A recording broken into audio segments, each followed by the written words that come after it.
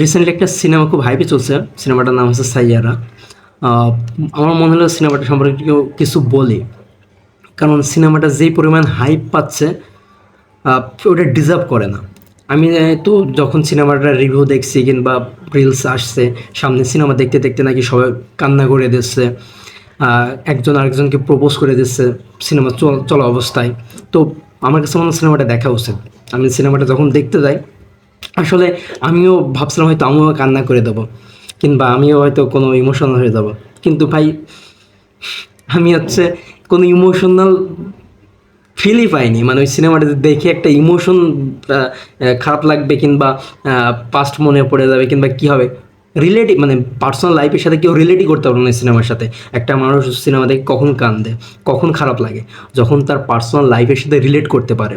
আর সিনেমাগুলো এইভাবে বানানো হয়, কিংবা নাটক সিনেমা এগুলো এইভাবে বানানো হয় যে সবাই যাতে, সাধারণ পাবলিক সবাই সবার সাথে রিলেট করতে পারে কিছু হইলেও। কিন্তু ওই সিনেমা থেকে আমি 1% রিলেট করতে পারিনি। খারাপ লাগার কি আছে?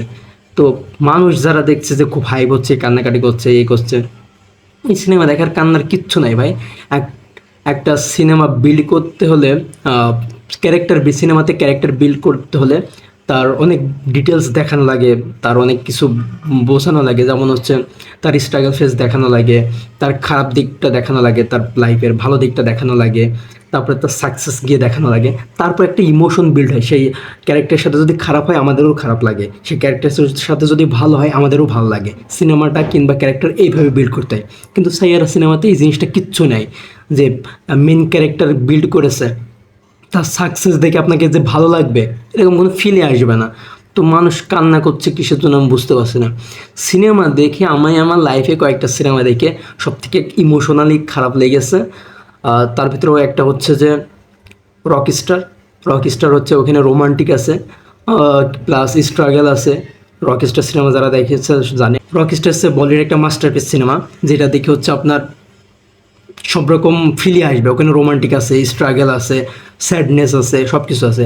আরেকটা সিনেমা যেটা হচ্ছে the god life, Malayalam industry maybe, ওই সিনেমাটা দেখে আমার অনেক খারাপ লেগেছে। ওখানে কোনো রোমান্টিক সিনেমা, দ্য গড লাইফে কোনো রোমান্টিক সিন নেই, মানে রোমান্টিক সিনেমা নয়, কিন্তু একটা মানুষের লাইফ ট্র্যাজেডির উপরে সিনেমাটা বেস্ট।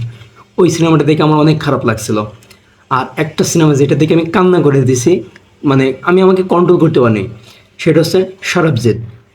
এই সিনেমাটা তেমন কোনো লাভ স্টোরি নাই। তার মূলত হচ্ছে একটা মানুষ কীভাবে একটা ট্রাপে পড়ে যায়, পড়ে তার লাইফটা কোথায় যায়, 17 বছর পরে তার ফ্যামিলির সাথে দেখা হয়, মানে এর উপরে বেস্ট সিনেমাটা। ওই সিনেমাটা যখন হচ্ছে দেখবেন আপনি সম্পূর্ণ মনোযোগ দিয়ে, এমন একটা পর্যায়ে আসবে যে আপনি কাঁদতে বাধ্য। বাধ্য বলতে কি, আপনি নিজেও জানেন না আপনার চোখ দিয়ে পানি বেরিয়ে গিয়েছে। তো আমি আমার লাইফে এই সিনেমাগুলো দেখেছি, কিন্তু এই সিনেমা যখন দেখে আমার কাছে লিটারেলি হাসি লাগছিল যে মানুষ এই সিনেমা দেখে কান্না করছে কেন। আসলে এই সিনেমাগুলো কারা দেখে কান্না করে? যারা অ্যাকচুয়ালি সিনেমা দেখে না রেগুলারলি, যারা হুটহাট করে একটা সিনেমা দেখে, হাইপে চলছে দেখে ওরকম কান্না করে দেয়। অ্যাকচুয়াল সিনেমা যারা দেখে না তারা সহজে কান্না করে না। অ্যাকচুয়াল সিনেমা যারা দেখে কিংবা অ্যাকচুয়াল নাটক দেখে কিংবা বুঝে দেখে, ওদেরকে চোখে পানি আনতে গেলে অনেক কাঠখড়ি ফোরানো লাগে ডিরেক্টরকে। তো এই সিনেমা যতটা হাইপ মিলছে এত ডিজার্ভ করে না। আর এই সিনেমাটা নাকি আশিকি 2 সিনেমার সাথে কম্পেয়ার করছে।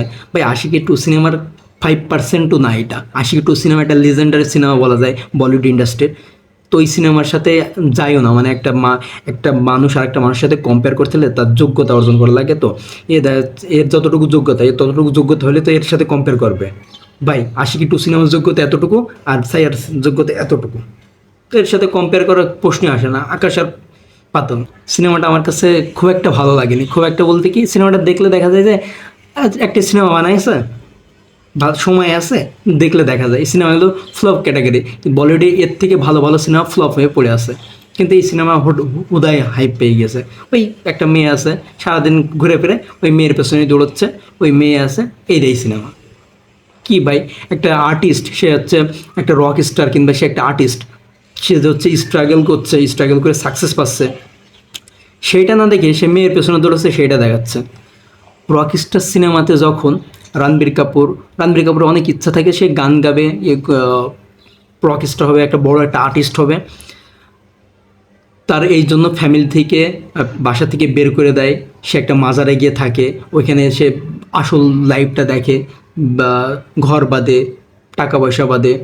তারপরে আস্তে আস্তে সে যখন নিজের স্কিল দিয়ে উপরে ওঠে, যখন যে প্রথম কনসার্টের জন্য শোতে গিয়ে স্টেজে ওঠে, ভাই আপনি যদি সিনেমাটা ভালোভাবে দেখেন আপনার লোম শিউরে উঠবে। কারণ ওর যে স্ট্রাগেল করতে করতে যে ও স্টেজে উঠছে, একটা এত সুন্দরভাবে ইমোশন বিল্ড করা, ক্যারেক্টারটাকে বিল্ড করা দেখে এমনিতেই ভালো লাগবে। কারণ আমরা যেই ক্যারেক্টারটা দেখি সেই ক্যারেক্টার যদি ভালোভাবে ইমোশন বিল্ড হয়, তার সাকসেস দেখে আমাদেরও ভালো লাগে। তো এইরকম একটা ভালো লাগা কাজ করে যখন রকস্টার সিনেমা দেখি। কিন্তু সাইয়ারা সিনেমাতে যখন হচ্ছে আর্টিস্ট হচ্ছে স্টেজে উঠছে, কোনো ফিলই হচ্ছে না, কারণ তার স্ট্রাগল ওরকম না, তার ইমোশনটা ওইভাবে, তার ক্যারেক্টারটা ওইভাবে বিল্ড করেনি যে আমার ইমোশন জাগবে। আরেকটা সবথেকে আমার ফেক জিনিস লেগেছে যে ওই শপিং মলে একটা গান গায়, গান গাইতে গাইতে প্রথমত সে নিজে আসে, বন্ধুরা আসে না, নিজে আসে, নিজে এসে একটা পিয়ানোর টোন দেয়, দিয়ে গান শুরু করে, দিয়ে গিটারে একটা টোন দেয়। ভাই তারপরে দেখি ড্রামের আওয়াজ আসছে, একটা ফুল প্রফেশনাল মিউজিক করতে গেলে তো বিভিন্ন ইনস্ট্রুমেন্টের মিউজিক লাগে, সে জাস্ট গিটারে একটা টোন দিয়েছে আর পিয়ানোর দু একটা টোন দিয়েছে, কিন্তু আস্তে আস্তে গান বাজছে, সব রকম ড্রামের আওয়াজ আসছে, অন্য কিছু অন্য অন্য ইনস্ট্রুমেন্টের আওয়াজ আসছে। জিনিসটা খুবই ফেক লেগেছে, যেটা হচ্ছে আসলে মনে হয় এটা সিনেমা, এটা রিয়েলিস্টিক ফিল আসেনি। সিনেমা তো সিনেমার মতনই হওয়া লাগবে, যে রিয়েলিস্টিক একটা ফিল আসবে, এতে কোনো রিয়েলিস্টিক ফিল আসেনি। আর গান করতে করতে আকাশ থেকে পানি চলে এসেছে।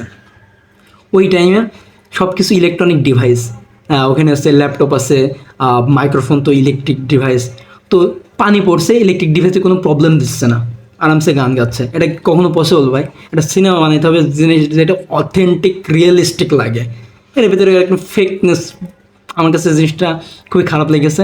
আর সিনেমার দিকে যারা কাঁদছে, এত হাইপ আসছে, আমার মনে হয় না সিনেমাটার এত হাইপের কিছু আছে, আমার কাছে খুবই খারাপ লেগেছে। খারাপ বলতে কি, আমি এই সিনেমার কথা ভুলে যাবো 2 দিন পরে, কিন্তু কিছু কিছু সিনেমা দেখেছি যে সারা জীবন মনে থাকবে। যেমন আমি রকস্টার সিনেমা সবাইকে সাজেস্ট করি। তারপরে দ্য গড লাইফ সিনেমাটা আমার কাছে অনেক বেস্ট লেগেছে। আরও অনেক অনেক সিনেমা আছে যেগুলো আমি সারা জীবন মনে রাখি, দেখার পরে একটা ফিল হয় যে আমি একটা কিছু দেখে উঠলাম। এরকম ফিল আমার হয়নি। আমার কাছে মনে হলো যে রিলস দেখার পরে, আমরা যখন রিলস দেখার পরে আধা ঘন্টা 1 ঘন্টা রিলস দেখার পরে একটা রিগ্রেট ফিল হয় না, আধা ঘন্টা থেকে রিলস দেখছি একটা রিগ্রেট ফিল হয়, সিনেমা দেখে আমার কাছে সেম ফিল হয়েছে, রিলস দেখার মতো ফিল হয়েছে, যে 2 ঘন্টা ধরে কী দেখলাম। বাট তবে গানগুলো ভালো লেগেছে, সাইয়ারা মুভির যে গানগুলো কয়েকটা আছে, গানগুলো রিলিক্স অনেক ভালো ছিল, ঠিকঠাক আছে, কিন্তু সিনেমার স্টোরিটা ভালো না। আর সিনেমা যে কান্নার মতন একটা সিচুয়েশন আসবে এরকম কখনো আসেইনি, যে কান্না আসবে কখন। আমি ভাবছি সিনেমা আমার ইন্টারমিশন চলে এসছে, আমার সিনেমা কান্না আসবে কখন, খারাপ লাগবে কখন আমার। সিনেমা যখন শেষ হয়ে যাচ্ছে, 20 মিনিট আছে সিনেমার, তখন আমি ভাবছি সিনেমাটার খারাপ লাগবে কখন, কান্না আসবে কখন, এরকম কোনো ফিলই হয়নি। তো সিনেমাটা আমার কাছে অ্যাজ ইউজুয়াল একটা সিনেমা লেগেছে। জাস্ট যদি আপনার হাতে সময় থাকে তাহলে আপনি সিনেমাটা দেখতে পারেন। তাছাড়া সময় বের করে সিনেমাটা দেখতে হবে এমন সিনেমা না। সিনেমা দেখতে হলে আর মাস্টারপিস কিছু সিনেমা আছে সময় বের করে, যেইগুলো সিনেমা না দেখলেই নাই, যেই সব সিনেমা দেখে কিছু লাইফ লেসন আছে, ওইসব সিনেমাগুলো সময় বের করে দেখা যায়। কিন্তু এই সিনেমা যদি সময় থাকে দেখতে পারেন। এরকম আমার কাছে যে এরকম লেগেছে আমি এটাই বললাম। আমার কাছে মনে হলো সিনেমা নিয়ে একটু কথা বলার দরকার, তাই একটু কথা বললাম। ধন্যবাদ সবাইকে।